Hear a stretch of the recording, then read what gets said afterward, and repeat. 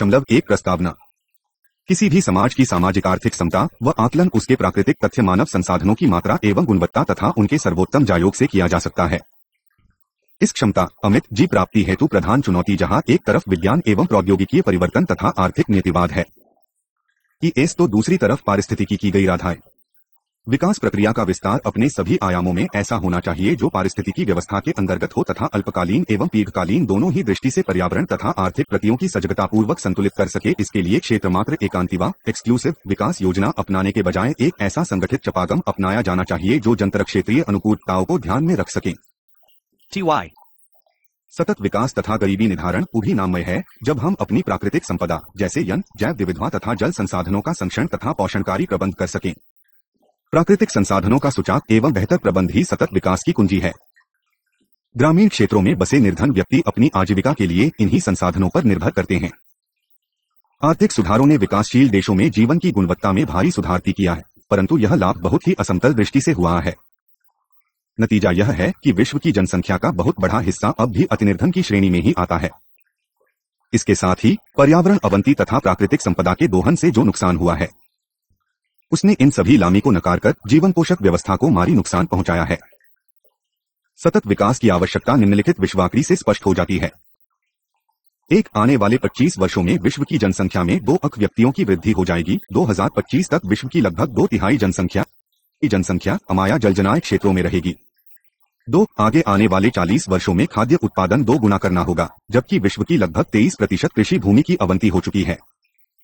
3 प्रत्येक वर्ष लगभग 12 लाख हेक्टेयर उन्हीं का नाश होता है। विश्व की समुद्री मत्स्य संपदा का अतिशोषण हुआ है, जिसमें 60% से भी ज्यादा की मत्स्य संपदा हम खो चुके हैं। 4 जलवायु परिवर्तन के कारण बढ़ते समुद्री ताल से छोटे टापू देशों के समक्ष उनके लुप्त होने का खतरा सदा बना रहा है। ग्रामीण तथा शहरी दोनों ही स्थानों पर निर्धन तथा हाशिए पर रहने वाला वर्ग ही सदैव प्राकृतिक संसाधनों की अवनति, प्राकृतिक विपदा तथा उससे संबंधित स्वास्थ्य चुनौतियों के शिकंजे में कराया जाता है।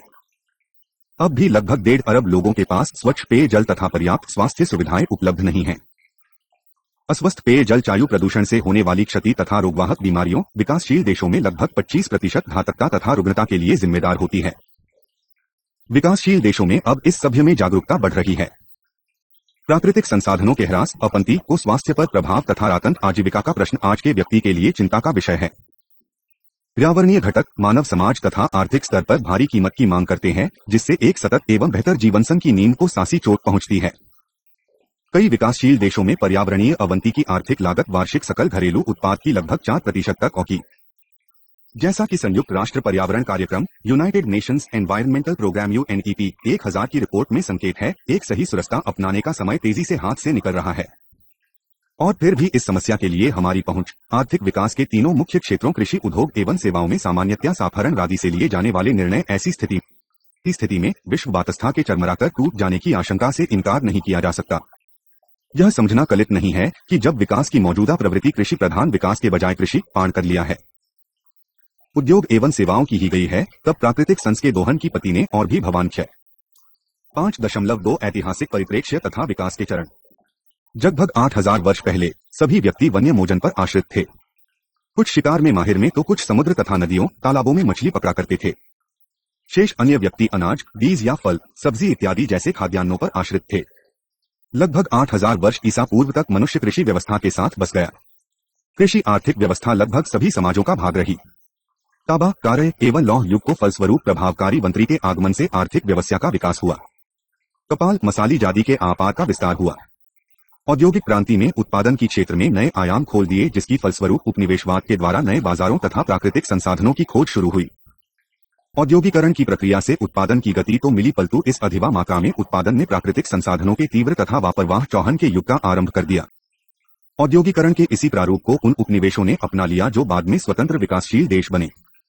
इस अधिक मात्रा में उत्पादन ने कृषि को भी प्रभावित किया, क्योंकि प्रति हेक्टेयर उपज की बढ़ोतरी के उद्देश्य ने मिट्टी की गुणवत्ता को दीर्घगामी क्षति पहुंचाई। इस व्यवस्था ने तत्व विनिमय ढांचे को भी परिवर्तित कर दिया। वस्तु विनिमय का स्थान वित्तीय व्यवस्था ने ले लिया तथा सेवाएं अर्थव्यवस्था का अहम हिस्सा बन गई। विकास की यह श्रृंखला प्राकृतिक संसाधनों का तीव्र उपभोग कर रही है। सदाहरणार्थ ऊर्जा जो इस विकास श्रृंखला को गति देती है और जीवाश्म ईंधन फॉसिल फ्यूल से मिलती है, तेजी से नष्ट हो रही है। यदि समस्त विकासशील जगत यही प्रतिमान अपना ले और विकसित देशों के उत्पादन पूर्व सभी स्तर पर पहुंच जाए कि परिणाम अनर्थकारी सिद्ध होंगे।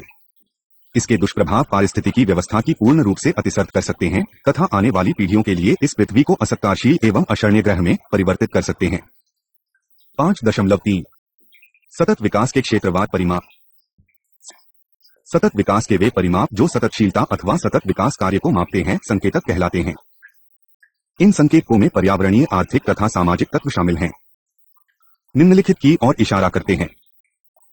समाज द्वारा पर्यावरण पर वायु प्रदूषण एवं संतापनी की रीति के रूप में हनों और वांछनीय विकास की तुलना में पर्यावरण की परिणामस्वरूप स्थिति और इन समस्याओं के प्रति मान्य प्रतिक्रिया विशेषकर राजनीतिक एवं सामाजिक स्तर पर उठाए गए कदम व नीतियों। 5 मार्च 2001 कृषि। आधुनिक तीव्र कृषि की प्रक्रिया में पारंपरिक कृषि साधनों को नाटकीय ढंग से परिवर्तित कर दिया। इनका स्थान अब नई प्रौद्योगिकी, मशीनीकरण, वादा रसायनों का प्रयोग तथा सरकार की अधिकतम उत्पादन की नीतियों ने ले लिया। इस घोर महीनीकृत पहुंच ने कृषि में कंसल उत्पादन को बढ़ा दिया। खासकर अधिक पैदावार देने वाले बीजों के प्रयोग, जीवाश्म ईंधन ऊर्जा तथा कृत्रिम कीटनाशकों तथा उर्वरकों के उपयोग है। इससे कृषि प्रक्रिया में बदलाव आया है। उदाहरण को लिए अधिक पैदावार मिश्रित बीज व्यवस्था जो मैक्सिको में 1940 के दशक में प्रारंभ हुई फसल बुआई वचन को बढ़ा दिया तथा फसल जाति पाने की भी व्यवस्था कर दी। ऐसे ही बदलाव का एक महत्वपूर्ण जान है हरित क्रांति। 5 उत्पादन में बढ़ोतरी को लिए उमाकानी मानी जाने वाली यह व्यवस्था जल्दी ही एशिया, अफ्रीका, दक्षिण अमेरिका तथा अन्य क्षेत्रों में प्रचलित हो गई। 1960 तथा 1970 के दशकों में कई देशों में गेहूं, बाजरा, बावल इत्यादि का रिकॉर्ड फसल उत्पादन किया तथा अन्य कई देशों में 30 से 40 साल के अंतराल में खाद्य उत्पादन दोगुने से भी ज्यादा ही गया। 1980 के दशक के पश्चात इसमें कमी आने लगी। सामान्यतः यह बढ़ोतरी नई भूमि को चेलिहर बनाने से नहीं बल्कि उसी भूमि पर अधिक उपज लेने से आई। हरित क्रांति के नए तरीकों ने उन सभी फसलों तथा करिश्माओं को बदल डाला जो प्रिय भूमि तथा जलवायु व्यवस्था को ध्यान में रखकर कई सौ वर्षों से विकसित की गई थीं। यद्यपि इस परिवर्तन कई सकारात्मक प्रभाव भी हुए तथा कृषि व्यवस्था में कई प्रति में भी कमी आई, परंतु फिर भी अनेक महत्वपूर्ण क्षेत्रों में नुकसान की नकारा नहीं जा सकता। इनमें से मुख्य है मिट्टी की उम्दी साह का अपरदन, जमीन को पानी का प्रदूषण, पारिवारिक फार्मों में कटौती, खेतीहर मजदूरों की स्थिति का नजरअंदाज होना, उपज की कीमत में निरंतर बढ़ोतरी तथा ग्रामीण क्षेत्रों में आर्थिक एवं सामाजिक स्थिति का विचार आला। वहाँ की वही विशेषज्ञों का मानना है कि उद्योग की तुलना में बिके पर्यावरणीय अब यह सिद्ध हो चुका है कि अमेरिका में जल प्रदूषण तथा निशा में भूमि अवंती का मुख्य होत कृषि ही है। इसके अतिरिक्त भूमि अपक्षय, भूमि की उर्वरक शक्ति न कमी, स्वच्छ जल तक तटीय समुद्री पारिस्थितिकी व्यापत्या का प्रदूषण, जमीन के नीचे के मन का प्रदूषित होना, आवासीय क्षति, ऊर्जा की तीव्र गर्मत, हरितगृह गैसों का निर्गम तथा कीटनाशकों एवं उर्वरकों का फसल पर प्रभाव। कृषि प्रक्रिया प्राकृतिक पारिस्थितिकी व्यवस्था की इस सीमा तक क्षतिग्रस्त कर सकती है कि वह इस ग्रह पर समस्त जीवन व्यवस्था की ही चौपट कर दे। उदाहरण के लिए भूमि ऐसी पारिस्थितिकी व्यवस्था प्रदान करती है जो हवा एवं पानी की गुणवत्ता को नियंत्रित करती है तथा नलवे के तनुकरण अटेन्युएशन में सहायक सिद्ध होती है। यह पार्थिव पारिस्थितिकी बाबा के लिए अति आवश्यक प्रक्रिया है। कृषि की संठकशीलता को समझने के लिए उसे संपूर्ण व्यवस्था के परिप्रेक्ष्य में देखना आवश्यक होगा। व्यापक अर्थ में कृषि व्यवस्था को एवं व्यक्तिगत कृषि भूमि से लेकर स्थानीय पारिस्थितिकी व्यवस्था तथा स्थानीय एवं वैश्विक समुदायों पर इसके प्रभाव के संदर्भ में देखते हैं। संपूर्ण व्यवस्था पर बाल बैने, पत्रभोक्ताओं एवं नीति निर्धारकों इत्यादि के भी दृष्टिकोणों तथा निवेशों को ध्यान में रखा जाता है। सख्त कृषि व्यवस्था की और परिवर्तन अपने आप में एक प्रक्रिया है। आमतौर पर कृषकों को लिए इसमें कुछ अति आवश्यक व व्यावहारिक कदमों की श्रृंखला शामिल है। इसके अतिरिक्त पारिवारिक अर्थशास्त्र एवं व्यक्तिगत लक्ष्य इस बात को प्रभावित करते हैं कि इस व्यवस्था का भागीदार किस गति से तथा कौन तक इस पोषणकारी परिवर्तन में साथ दे सकता है। यह ध्यान रखना आवश्यक है कि उठाया गया हर एक छोटा कदम भी इस संपूर्ण सतत कृषि सत्य सस्टेनेबल एग्रीकल्चर कंटिन्यूअम को प्रभावशाली बनाने में कारगर सिद्ध हो सकता है। इस पथ पर आगे बढ़ने की कुंजी है अगला कदम उठाने की इच्छा। अंत में यह जानना आवश्यक है कि सतत कृषि के लक्ष्य को हासिल करना इस व्यवस्था में भागीदार सभी व्यक्तियों का दायित्व है, चाहे वे कृषक हो अथवा मजदूर या फिर नीति निर्धारणा, शोधकर्ता, फुटकर व्यापारी या उपभोक्ता। प्रत्येक समूह को अपना योगदान देना आवश्यक है, तभी हम एक मजबूत सतत कृषि समुदाय का निर्माण कर सकते हैं। पौध की उपज के तरीके सतत सफर के तरीकों में विभिन्न उपागम शामिल है। प्रत्येक योजना को काल विज्ञान, मिट्टी के लक्षण, जलवायु, जीट कीटाणु, उपलब्ध स्थानीय निवेश तथा व्यक्तिगत कृषक के लक्ष्य को अवश्य ध्यान में रखना चाहिए। सह कृषि को स्थल विशेष तथा व्यक्तिशालय की अतिरिक्त कई ऐसे सामान्य सिद्धांत हैं जो सफल कृषि प्रबंध के लिए कृषक प्रयोग कर रखते हैं। स्थल, जाति तथा उपजाति का चयन। बुलाई से पहले भूमि का प्रकार, पूर्व गहवाई, पुरानी उपज का इतिहास तथा स्थान जैसे जलवायु, स्थल विज्ञान, पौत्री तत्वों की ध्यान में रखना। 2. जब संभव ही कॉट निरोधक फसलों का चयन करना आहार की मौजूदा भूमि था। जानना आहार को मौजूदा भूमि या प्रभाव को सह सकें। निभाते 1. 3. वधावकारी बनाए यदि समय पर अपना श्रीप्रा करने में मदद की जा सकती है। चक विविधता विविध फसलों वाले फार्म आर्थिक तथा पारिस्थितिकी की दृष्टि से अधिक लाभप्रद होते हैं। जहां एक फसलीय खेती करना प्रभावकारी एवं आसान प्रतीत होता है, वहीं एक फसल पर निर्भरता देसी दशा में हानिकारक सिद्ध हो सकती है जब यह फसल नष्ट हो जाए। विविध प्रकार की फसलों को उगाने से किसान आर्थिक जोखिम तथा मूल्यों के तीव्र उतार चढ़ाव से बच जाता है, जो मोक तथा आपूर्ति से गहरा संबंध रखते हैं। इसके अतिरिक्त फसल की विविधता कृषि भूमि के लिए जैविक दृष्टि से भी लाभप्रद होती है। उदाहरण के लिए वार्षिक फसली में फसलों की हेरफोर से अपसरण, रोगोत्पादक एवं कीट कीटाणु से बचाए सहज ही हो जाता है। आच्छादन फसलें मिट्टी तथा गौशक ताचों को बहाने से रोककर मिट्टी की नमी को बरकरार रखकर तथा पानी सूखने की दर में बढ़ोतरी कर कृषि पारिस्थितिकी को स्थिरता प्रदान करती है। फलोद्यानी तथा बागबारियों विनयार्ड्स में हानिकारक कीटाणुओं के आक्रमण से बचाने में सहायता करती है, जिनको परिणामस्वरूप रसायनों को प्रयोग में कमी आती है। विविधता का अधिकतम लाभ एक ही भूमि पर फसल तथा पशुधन के समाकलन से मिल सकता है। 1990 के मध्य तक शताब्दियों से यही प्रथा चली आ रही थी, जो प्रौद्योगिकी, सरकारी नीतियों तथा अर्थकार के प्रभाव से विशिष्ट कृषि में परिवर्तित हो गई। मिश्रित फसलें तथा पशुचन क्रिया के अनेक लाभ हैं। पहला, समतल भूमि पर सिर्फ पंक्तिबद्ध फसलें तथा तेज द्वाल पर बचरागाह या चारा जफर ही मृदा अपरदन की रोकती है। दूसरा, मरागाह या चारा उपज की हेरफेर मिट्टी की गुणवत्ता की बढ़ाती है तथा मृदा अपरदन की कम काली है पशुधन द्वाद भूमि की कररक शक्ति को बढ़ाती है। तीसरा, पशुधन कम वर्षा के नकारात्मक प्रभाव के प्रतिरोधक का काम करता है, क्योंकि ऐसे समय में पशुधन फसल अवशेष पर निर्भर कर सकता है। अन्यथा कम वर्षा के समय फसल खराब होने का भय सदा बना रहता है। भूमि मिट्टी प्रबंधक ऐसी फसल व्यवस्था जी ज्यादा पानी, कीटकों, कीटनाशकों तथा ऊर्जा व जुताई पर निर्भर करती है, प्रायः भूमि की गुणवत्ता को नुकसान पहुंचाती है। सतत वावस्था में भूमि मिट्टी को एक कीमती तथा नाजुक जीव की भांति देखा जाता है, जिसकी दीर्घकालीन उत्पादकता तथा स्थिरता बनाए रखने के लिए उसे भली भांति सुरक्षित रखा जाना आवश्यक है। भूमि की उर्वरता को बढ़ाने के तरीकों में आच्छादन फसाने, खाद कम जुताई, गीली भूमि पर यातायात की मनाही, भाजपात से भूमि आवरण को बनाए रखना आदि शामिल हैं। जैविक पदार्थी खाद के नियमित प्रयोग तथा आच्छादन फसलों से भूमि की स्थिरता तथा उर्वरकता बनी रहती है। निवेशों का सही प्रयोग हालांकि कृषक अधिकतर प्राकृतिक निवेशों पर भी निर्भर करता है। सतत कोष में कीटनाशक, उर्वरक तथा शाकनाशकी इत्यादि कई निवेशों का उपयोग किया जाता है। साथ ही किसी भी योजना में सामाजिक, आर्थिक तथा पर्यावरण संबंधी प्रभाव भी बहुत महत्वपूर्ण है। सतत उपायों को अपनाने का अभिप्राय साध तथा परंपरागत उपाय अपनाने से ही नहीं है। क्या यह परिवर्तन अयोप्रभार तथा वैज्ञानिक दृष्टि से संबंध रखता है, वास्तवार रासायनिक निवेशों के क्षेत्र में जो पर्यावरण तथा समुदायों दोनों के लिए ही हानिकारक है। हालत कृषि का जप है ऐसी जैविक व्यवस्था का विकास करना जो अधिक निवेशों पर निर्भर न करती हो। मागह कृषक वर्ग का प्रश्न होता है कि क्या कृत्रिम रमाउन सतत कृषि व्यवस्था के लिए ठीक है। सतत व्यवस्था वही है जो पिछले 5 में कमी तथा कामों की बढ़ोतरी करे, क्या उत्पादकता और मुनाफे को बनाए। रासायनिक निवेशों के प्रयोग से यह अन्य वाहकाची मोकाश्री के विकल्य को प्रयुक्त करना चाहिए। मस्तु यह भी ध्यान रखना चाहिए कि किसी स्थिति विशेष में कृत्रिम रसायन का प्रयोग भी स्थायी सिद्ध हो सकता है। सामाजिक, सांस्कृतिक तथा जीवन होली का सामान्य प्रकारी निर्णयों को सिर्फ पर्यावरण आर्थिक स्थिति ही ध्यान में नहीं रखनी चाहिए, अपितु संस्कृति तथा जीवन शैली का भी ध्यान रखना चाहिए। साधारण यो लिए कुछ प्रौद्योगिकी उनके गांव की परंपरा से जुड़े सांस्कृतिक जीवन या कृषि के महिलाओं के कार्य की अस्तव्यस्त कर देते हैं। कृषि में आर्थिक लाभ पर अधिक बल देने की जीवन शैली एर हानिकारक प्रभाव पड़ने की संभावना बनी रहती है। अर्थ प्रबंध संबंधों ऐसे निर्णयों की आवश्यकता है जो सततशीलता को प्रोत्साहित करे, पर्यावरण का पोषण करें, समुदाय तथा व्यक्ति की सामाजिक एवं सांस्कृतिक तौर पर लाभ पहुंचाएं। पशु उत्पादन के उपाय फसल तथा पशुबन की संगठित क्रिया जैविक तथा आर्थिक दोनों ही दृष्टि से पूरक सिद्ध होती है। मौजूदा संगठन खेती के स्तर पर न होकर व्यापार के स्तर पर होता है। यह परिणाम फसलों तथा पशुचन के पृथक्करण कर है जो विशिष्ट फसल प्रणाली के आगमन से हुआ।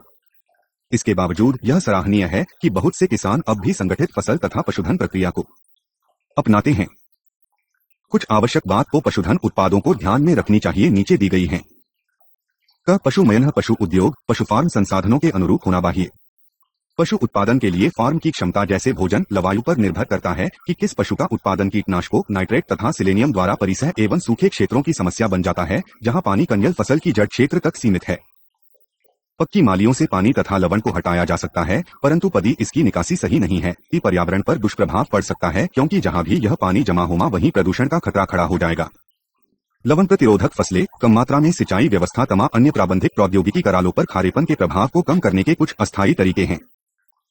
दीर्घकाल में इस समस्या से निपटने के लिए कृषि भूमि को उत्पादन के अलावा किसी अन्य उपयोग में लाना भी एक उपाय है। ऐसे अभ्य उपयोग है: पंक्तिबद्ध फसल भूमि की सूखा प्रतिरोधक ढारे के उत्पादन में परिवर्तित कर देना, निर्जीवन आवास की बहाल कर देना, या कृषि यनों का प्रयोग जो खालेपन में कमी ला सकते हैं। एक अन्य तरीके से भी कृषि जान संसाधनों को नष्ट करती है। यह है तरवर्ती जनसंमर में जीव जंतुओं को नष्ट करते। वन्य आवास की कृषि भूमि में परिवर्तित करने से वन्य जीवन पर कई प्रकार से असर पड़ता है, जैसे अपशियन तथा अवसादन, कीटनाशकों का प्रभाव, सहवर्ती पौधों का खत्म हो जाना तथा जल की धारा का बदलाव। जीव विविधता को बनाए रखने के लिए तटवर्ती एवं कृषि भूमि के आसपास पौधविविधता को बनाए रखना आवश्यक है। यह विविधता प्राकृतिक पारिस्थितिकी व्यवस्था को बनाए रखोगी तथा कृषि कीट प्रबंधन में भी सहायक बिंब होगी। 4. आर्थिक, सामाजिक तथा राजनीतिक संदर्भ तथा कृषि परिवर्तित सार्वजनिक नीतियों, आर्थिक संस्थाजी तथा सामाजिक मूल्यों की मांग करती है, क्योंकि साध्य व्यवस्था कृषि भूमि से बहुत आगे निकल चुकी है। इसमें व्यक्तियों ताम्रा संख्याओं का पारस्परिक आदान प्रदान उनको विपरीत तथा प्रतिस्पर्धी लक्ष्य के साथ शामिल है, जैसे किसान शोध को निवेश आपूर्तिकर्ता, चेटीहर मजदूर यूनियनें, फार्म साकाकारी सर फुटकर व्यापारी, उपभोक्ता तथा नीति निर्माता। इसमें विशेष नीतियों तथा प्रणालियों के परिवर्तन के लिए संगठित प्रयासों से लेकर प्रमुख संस्थाओं के सुधार तथा आर्थिक नीतियों की परिवर्तनकालीन कार्य शामिल है। खाद्य तथा कृषि नीति पर्यावरण, स्वास्थ्य, आर्थिक एवं आर्थिक समानता के प्रश्नों को एक साथ संबोधित करने के लिए नई राष्ट्रीय, राज्य तथा स्थानीय सरकार की नीतियों की आवश्यकता है। उदाहरण के लिए कृषकों को देयक प्रणाली द्वारा उत्पादकता के नाम उपलब्ध कराने के लिए समर्थन मूल्य कार्यक्रमों की पुनः संरचना करना आवश्यक है। विशाल तथा बेनामी स्वामित्व के स्थान पर विधि एवं विकेंद्रीकृत पारस्परिक खेती को प्रोत्साहन देने के लिए कर एवं अन्य नीतियों में परिवर्तन किया जाना चाहिए। सतत विकल्पों की विकास पर बल देने के लिए सोच नीतियों में परिवर्तन किया जा सकता है। कीटनाशकों के कंसबीज को प्रोत्साहित करने के लिए बाजारी आदेश तथा पाए वो उम्री रंग के मानदंडों में संशोधन किया जा सकता है। इन सभी समस्याओं को संबोधित करने के लिए स्थानीय, क्षेत्रीय तथा राष्ट्रीय स्तर पर मिलजुल कर नीति बनाने की आवश्यकता है। 6. भूमि उपयोग है। जैसे जैसे शहरीकरण बढ़ रहा है तथा जमीन की कीमतों में भी बढ़ोतरी हो रही है, कृषि भूमि का शहरी उपयोग में परिवर्तन का खतरा बढ़ता जा रहा है। इसी कारण किसान वर्ग दीर्घकालीन तथा पोषणकारी प्रणाली अपनाने में उत्साहित रहा है। उत्कृष्ट भूमि के बचाव तथा विकास के लिए नई तथा व्यापक नीतियों की आवश्यकता है। सततशीलता के क्षेत्र में शोध पूर्व शिक्षा कृषि भूमि के संधान में महत्वपूर्ण भूमिका निभा सकते हैं। भूमि उपयोग से संबंधित आयोजकों तथा नीतिनिर्माताओं को पोषणकारी कृषि के बारे में शिक्षित करना एक महत्वपूर्ण प्राथमिकता है। भू श्रमिक साधारणतया दूसरे क्षेत्रों के श्रमिकों की तुलना में कृषि श्रमिक की स्थिति स्वीकृत सामाजिक एवं कानूनी मानदंडों से बहुत खराब है। इस समस्या को दूर करने के लिए ऐसी नीति तथा कार्यक्रमों की आवश्यकता है जो खेतीहर मजदूरों को पर्याप्त वेतन, अनुकूल वातावरण, स्वास्थ्य लाभ तथा आर्थिक स्थिरता दे सकें। प्रवासी खेतीहर मजदूरों को वर्षभर रोजगार तथा आवास की सुविधा प्रदान करना एक जटिल समस्या है, जिस पर तुलना सोच विचार किया जाना चाहिए। दीर्घकालीन सततशीलता के लिए आवश्यक है कि श्रम सरकार की नीतियों द्वारा समर्थित एवं स्वीकृत होता नई प्रौद्योगिकी एवं प्रणाली के निर्माण के समय उस पर प्रभावी का ध्यानपूर्वक विचार किया जाए। 8. ग्रामीण सामुदायिक विकास है। सतत कृषि व्यवस्था पारस्परिक तथा सामुदायिक खेती पर जैसे विकल्पों पर पुनर्विचार करने के लिए प्रेरित करती है।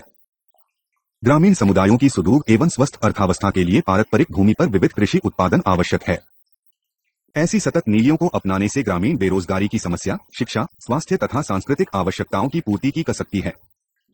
9. खाद्य व्यवस्था तथा उपभोक्ता है। सतत खाद्यवस्था के निर्माण में उपभोक्ता एक अहम भूमिका अदा कर सकता है। अपनी खरीद से वे उत्पादकों, फुटान व्यापारी तथा अन्य संबंधित व्यक्तियों को ठोस संदेश भेजते हैं। बाधा की चुनौती यह है कि ऐसी योजनाएं बनाई जाएं जिससे उपभोक्ता का परिप्रेक्ष्य भी एक सवत आयाम से है तथा खरीद के समय सिंचन प्रयोग तथा सामाजिक समानता जैसे मसले उसले चयन का हिस्सा बन जाए। इसके साथ ही संतत प्रणाली का प्रयोग करने वाले उत्पादकों को कार की तरह से अधिक सुविधाएं व विस्तृत विक्रय की सुविधा प्राप्त होनी चाहिए।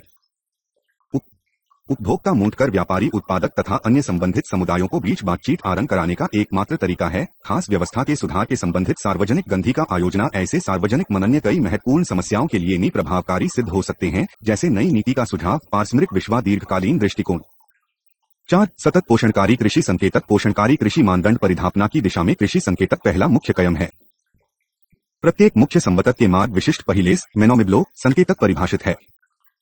5 मार्च 2002 उद्योग संयुक्त राष्ट्र संघ के अनुसार सतत विकास के उद्देश्य प्राप्ति की दिशा में उद्योग को एक महत्वपूर्ण भूमिका निभानी है। समाज द्वारा अपेक्षित स्थान एवं सेवाओं के आपूर्तिकर्ता के रूप में, रोजगार निर्माता स्रोत के रूप में तथा सामुदायिक जीवन के सक्रिय भागीदार के रूप में औद्योगिकरण की ऐतिहासिक यात्रा को संक्षेप में इस प्रकार व्यक्त किया जा सकता है। 1880 का दर्श। अंग्रेजी व्यवस्था है पुचान पूर्व औद्योगिक प्रणाली के स्थान पर कर्जा द्वारा घालित मशीनों का आरंभ। 1850 से 19,201। 1920 से 19,601। अमेरिकी व्यवस्था है उत्पाद का मानकीकरण तथा पूंजी की अंतर्वेदा। पूर्व निर्धारण है जमा करने की व्यवस्था, एम्बली लाइन, अनुमान एकीकरण तथा व्यक्तिगत कार्य का आत्यंतिक प्रयोग। 1960 से 1985 गुणवत्ता नियंत्रण है नई प्रौद्योगिकी, गुणवत्ता नियंत्रण तथा व्यक्तिगत कार्य के स्थान पर कंप्यूटर प्रयोग का टेलरवाद के लक्ष्य जुड़ जाना। 1990 का दशक लचीले व पूर्ण उपागम कार्यात्मक एकीकरण, लीलापन, विकेंद्रीकरण, क्षैतिज प्रबंध, सामूहिक कार्य तथा हम्मा व्यवस्था। इंग्लैंड में औद्योगिक क्रांति को शुरुआत से प्रौद्योगिकी की थी ने औद्योगिक उत्पादन में भी जीव व्यापकता का आगमन किया। उत्पादन प्रौद्योगिकी में भविष्य में आने वाला परिवर्तन होगा पदार्थ पावन सेवाओं के एक सम बहुल उत्पादन की स्थान पर व्यक्तियों की आवश्यकता तथा पराज के अनुसार उत्पादना पूर्व निर्धारित के स्थान पर लचीलापन संबंधित विकेंद्रीकृत उत्पादन इकाइयां, कारखाने तथा समतल हॉरिजॉन्टल प्रबंध उनती हुई प्रवृत्तियों हैं। इस प्रवृत्ति में कौशलयुक्त उत्पादन व्यवस्था को पुतीवित करने की है जो स्थानीय कृति से जो व्यनात्मकता, कल्पना शक्ति, अन्न तथा निपुणता पर आधारित होती है के उपागम शहात तथा पर्यावरण अनुकूल उत्पादन व्यवस्था के लिए नीम प्रौद्योगिकी को उम्मीदवार है जिनकी व्यापकता से अपनाए जाने पर हम अंतत बहुलोत्पादन व्यवस्था की पूर्ण व्यवदल सकते हैं। स्थिति मौजूदा उद्योग के संदर्भ में कार्यसूची 21 कहती है व्यापार राष्ट्रीय नियमासह देश आर्थिक विकास में एक महत्वपूर्ण भूमिका अपाको हुई समुद्रताजी विकास प्रक्रिया का एक मुख्य उद्देश्य है। मुख्यतः व्यापार एवं है व्यापारिक बड़े हो या औपचारिक हो या अनौपचारिक मुख्य व्यापार रोजगार तथा आजीविका अर्जन के साधन उपलब्ध कराते हैं। पृथ्वी शिखर वार्ता से व्यापार तथा उद्योग ने पर्यावरण निष्पादन में व्यापक सुधार किए हैं तथा साथ ही रोजगार अवसर एवं जीवन स्तर में भी सुधार किया है। अनेक व्यापार समूह तथा व्यक्तिगत कंपनियों द्वारा किए गए नवा उपक्रम उनके इस उद्देश्य को साबित करते हैं। इनमें से कुछ हैं। 1. उत्तरदायी उद्यमशीलता। इस पहल उपक्रम से अभिप्राय है पर्यावरण चुनौतियों के संदर्भ में प्राथमिक प्रौद्योगिकी तथा वित्तीय संसाधनों का चौगवान। 2. निगमित पर्यावरणीय प्रबंध उपकरण। यह सतत विकास को दैनिक आधार के साथ एकीकृत करता है। यह पर्यावरणीय नियंत्रण के साथ सद्भावना बनाने में योगदान देता है तथा आगे चलकर निगमीय नीतियों एवं प्रणालियों के सुधार में भी सहायक सिद्ध होगा। 3. प्रौद्योगिकी सहयोग। प्रभावकारी प्रौद्योगिकी सहायता के निजी उद्यमों का महत्वपूर्ण योगदान है। हालांकि मुक्त व्यापार प्रभावकारी प्रौद्योगिकी समावेश को गति शांति देता है, फिर भी सफल दीर्घकालीन प्रौद्योगिकी सहयोग की मांग है कि इसका लाभ सब संबंधित व्यक्तियों तथा समूह को होना चाहिए। इसके साथ ही प्रौद्योगिकी विकसित करने वाले अधिकारों तथा बौद्धिक संपत्ति अधिकारों की सुरक्षा भी आवश्यक है। 4. उद्योग तथा स्वचालन है। यद्यपि कंबल उद्योग ही जल का उपयोग नहीं करता परंतु इससे इस संसाधन के प्रचार का ज्ञान होता है। औद्योगिक जल का प्रबंध उद्योगपतियों ने अपने हाथ में लेना शुरू कर दिया है। इससे भविष्य में व्यापारी समुदाय तथा कृषि क्षेत्र में जागरूकता बढ़ने की संभावना है। तीव्र भूमंडलीकरण की प्रक्रिया, जिसकी शुरुआत दूरसंचार प्रौद्योगिकी में हुई, राष्ट्रीय उत्पादन तथा वित्तीय व्यवस्था वो एकीकरण में सहायक सिद्ध हुई जिसका परिणाम वस्तुओं, सेवाओं, राष्ट्र पूंजी के सीमापार बहाव में हुआ।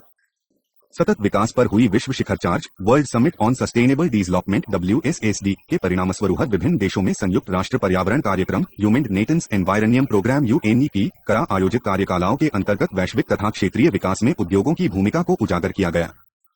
इन्हीं सतत विकास में उद्योगों की भूमिका के विषय महामाधार पर कुछ शिविर की गई। अफ्रीका एक निर्धनता से निपटने के लिए विकास को औद्योगिक विकास के संदर्भ में प्रौराहा। 2. पर्यावरण तथा क्षमता वृद्धि के लिए आवश्यक है उद्योग में ज्यादा पूंजी निवेश जिसका परिणाम बढ़ते रोजगार तथा संपन्न होगी। एशिया तथा प्रशांत 20 श्रम के मूत्र अधिकार उल्लंघन जैसे महिलाओं विकास को निस्संत है।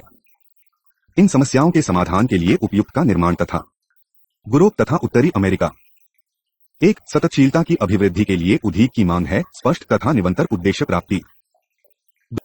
2. सतत विकास के प्रोत्साहन में ला प्रौद्योगिकी याद तथा प्रणालियों का प्रारंभ, नई कार्य तथा रोजगार व्यवस्था को लागू करना तथा प्रभावकारी सहभागिता संस्थानाकर आम जैसे ए व्यापार प्रतिमान आवश्यक है। लैटिन अमेरिका तथा बोलिवियन 1. सतत विकास हेतु नव्य प्रक्रियात्मक वित्तीय योजना। 2. अतिरिक्त मूल्य उत्पादी वैल्यू एडेड प्रोडक्ट्स के प्रोत्साहन हेतु व बाजारों का विकारा। 3. अमार राष्ट्रीय बाजार में करने के लिए आधुनिक तथा विस्तार। पश्चिमी एशिया 1. स्थापित बड़े उद्योगों के प्रभुत्व इत्युत्तर में अधिक लघु उद्योगों की स्थापना। 2. निजी उद्योग के विकास तथा सरकारी नौकरशाह के संकुचन के परिणामस्वरूप निजी क्षेत्र में एकाधिकारी प्रवृत्ति तथा जनसाधारण की आवश्यकताओं के कृत्रिम अभाव पर रोका। 5 मार्च 2003 सेवा कृषि तथा उद्योग को क्षेत्र में प्रौद्योगिकीय प्रगति से होने वाले आर्थिक एवं औद्योगिक परिवर्तन ने एक जटिल संगठित व्यवस्था का विकास किया है, जिसके अंतर्गत अधिक उत्पादक तथा पूंजी निवेश 00 का व्यापक आपूर्ति तथा सेवाएं व्यवस्था जो उत्पादी तथा दंभोक्ताओं की निवेश उपलब्ध करा सके। एक मुख्य संसाधन यातायात तथा वितरण व जो उत्पाद की विशाल भूखता को उत्पादन स्थल से राष्ट्रीय एवं अनाराष्ट्रीय दोनों ही बाजारों तक ले जा। सरकार की व्यापक भागीदारी नियमन गतिविधि से लेकर कर तथा व्यय नीति वाणिज्य का उपक्रमण शोध बाजार विकास तथा अंतर्राष्ट्रीय व्यापार एवं वाणिज्य में सम्मिलित होने तक है। भूमंडलीकरण वैश्वीकरण फलस्वरूप सेवाओं का क्षेत्र विस्तृत हुआ है जो सत्यों तथा उपभोक्ताओं दोनों की आवश्यकताओं की पूर्ति करता है। कई विकासशील देशों के राष्ट्रीय कृषिौद्योगिक शीर्ष विस्तारावस्था के क्षेत्र में ऐसे हैं अतिमानिक सुधारों की आवश्यकता है जो उन्हें भौग प्रेरित तथा अनुक्रियाशील बना सके। इसके लिए आवश्यकता है ऐसे आंकड़ों की जो उत्तम प्रौद्योगिकी प्रणाली तथा वितरण से संबंधित हो। सूचना एवं दूरसंचार के क्षेत्र में हुई प्रौद्योगिकी प्रगति भी विस्तार सेवाओं को अनुक्रियाशील बनाने में मददगार साबित सकती है। जहां तक समय हो सके विस्तार सेवाओं की उनके सही आर्थिक तथा सामाजिक संयोग के साथ केंद्रीकृत कर देना चाहिए। इसके वृद्धि दृष्टि भी अत्यावश्यक है। 5.4 रक्षा तथा युद्ध सामग्री युद्धि ने अनेक संचों को जन्म दिया। अन्य विनीतिनिष्ठ संबंध देखने को मिलता है। हावी सामाजिक विज्ञाशय की तुलना में सकाराष्ट्रीय उत्पाद 10% है, विश्व का सैन्य व्यय केवल 3% है, परंतु कुछ देशों में सैन्य बबरा सामाजिक व्यय से अधिक है। सैन्य क्षत्रिय की बिक्री ऐसे देशों तथा सारा व्यवस्थाओं की विशेष चिंता का विषय है जो अस्थिर अत्याचारी एवं उग्रवादी है। भूमिगत सुरी लैंडमाइंस तथा परमाणुकीविक शस्त्र जैसे हथियार भी विशेष दिला का विषय है। ऐसे हत्र पाठक ही नहीं बल्कि ऐसी समस्याओं को जन्म देते हैं जो कई वर्षों तक चलती है। ऐसे शस्त्र बनाने वाली कंपनियों का अनेक समूह विरोध करते हैं। समकालीन युद्ध अर्थव्यवस्थाओं के अधिकतर है गैरकानूनी एवं अनौपचारिक रूप से प्राकृतिक संतायनी का दौड़न, जिसमें केवल खनिज तेल ही नहीं बल्कि होलकीटमा कोल्टन भी शामिल है। कोलांटन का उपयोग मोबाइल फोन, लैप्टीम्यूटर तथा अन्य उच्च प्रौद्योगिकी उपकरण बनाने में किया जाता है। इन उपकरणों द्वारा प्राप्त मुनाले का बड़ा हिस्सा युद्ध में आरामों तक पहुंचता है जो और नए युद्ध संघर्ष तथा जोखिमी को पैदा करता है। किसी देश की प्राकृतिक संसाधन निधि ही गृहयुद्ध को जन्म नहीं देती। कमजोर शासन, घोर आय असमानता, आर्थिक तथा सामाजिक बहियात, विकास दर में गिरावट, जातीय झगड़े इत्यादि अन्य तत्व भी तनाव का कारण बन जाते हैं क्योंकि विरोधी समूह इन पर नियंत्रण पाने की चेष्टा करते हैं। विश्व बैंक के एक अध्ययन में यह कहा गया है कि प्राकृतिक संसाधनों पर निर्भर राज्यों में मूल संसाधनों के अभाव वाले देशों की अपेक्षा गृह युद्ध का जोखिम अधिक होता है। यद्यपि आर्थिक विस्तार के लिए प्राकृतिक संसाधन सदा सिद्ध हो सकते हैं, तथापि अधिकतर विकासशील देशी में इनका अर्थव्यवस्था पर खास असर देखने को नहीं मिलता। उदाहरण के तौर पर यह ध्यान देने योग्य बात है कि दिशा के 25 में से 12 सबसे अधिक खनिज निर्भर तथा 6 सबसे अधिक तेल निर्भर देशों की विश्व बैंक के निर्धनतम तथा ऋणी देशों में गिनती की है, जहां मानव विकास संकेतक विश्व में सबसे न्यूनतम स्तर पर है। नए तनाव तथा युद्ध के उभरने की अनेक कारण बताए गए हैं। इनमें से मुख्य कारण वे सरकारें तथा छपानार गुरिल्ला समूह है जी शीत युद्ध भी दौरान प्रति युद्ध वो विस्तार को रोकने कार्य कर रहे थे तथा 1990 के दशक के आरंभ में महाशक्ति द्वारा एकाएक समर्थन वापस लिए जाने से उन्हें अपने सैन्य अभियानों की वित्तीय आपूर्ति के लिए स्वयं के साधन जुटाने पड़े। युद्ध तथा संपर्श संसाधनों को विकास की दिशा से दूर ले जाते हैं। 2 विश्व युद्धों ने यह साबित कर दिया कि युद्ध राष्ट्रों की अर्थव्यवस्था को अस्तव्यस्त कर देते हैं। विशाल सेनाएं तथा युद्ध सामग्री सद्योग संघर्ष की संभावना को बढ़ाते हैं।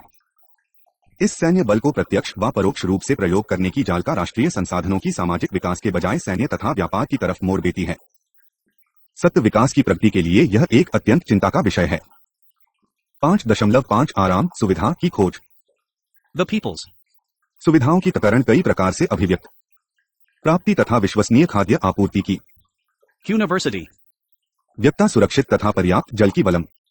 प्रयास एवं सती कर्मा की जा। सितारों ठोस ईएम तक पहुंचने की तलाश। मांग पर खोज। रोग मुक्ति की खोज। विचीले तथा बहुमुखी पदार्थों की खोज। अतीत की सफलताओं से अन्य अनेक उदाहरण और दिए जा सकते हैं।